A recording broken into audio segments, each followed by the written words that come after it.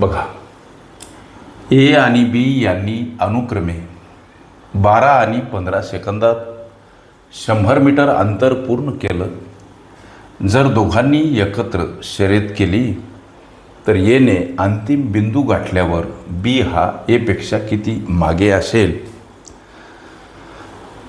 प्रश्न सोडवायचा कसा? एने अंतिम बिंदू गाठल्यावर बी हा एपेक्षा किती मागे असेल? आता प्रश्नामध्ये दर्शवलेली माहिती काय तर शर्यत ए हा 12 सेकंदात तर शर्यत बी हा 15 सेकंदात पूर्ण करत आहे. लक्षात घ्या. या प्रश्नाचं उत्तर काढण्यासाठी लेकरांनो बीचा वेग काय लक्षात घ्या, याचा शोध घेणे.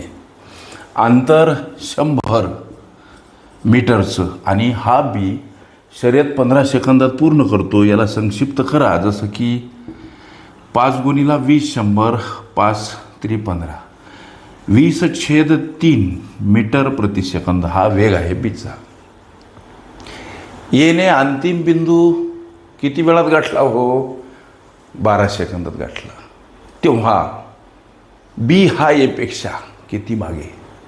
हा जो प्रश्न विचारला, तुमच्या प्रश्नाच्या उत्तराकडे पावलं लेकरांनो, हे बीचा जो वेग आहे मीटर प्रति सेकंद याच्यासोबत गुणिला एला लागलेला अवधी का घ्यायचा हा प्रश्न आमच्या मनामध्ये.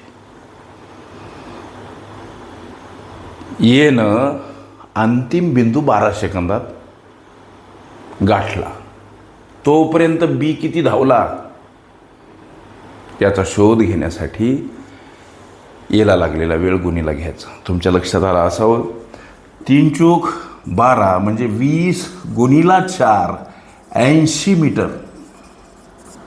हे जे 80 मीटर उत्तर आलं लेकरांनो, याचा अर्थ असा की ए अंतिम बिंदू गाठेपर्यंत बीने 80 मीटर अंतर कापले किंवा धावले.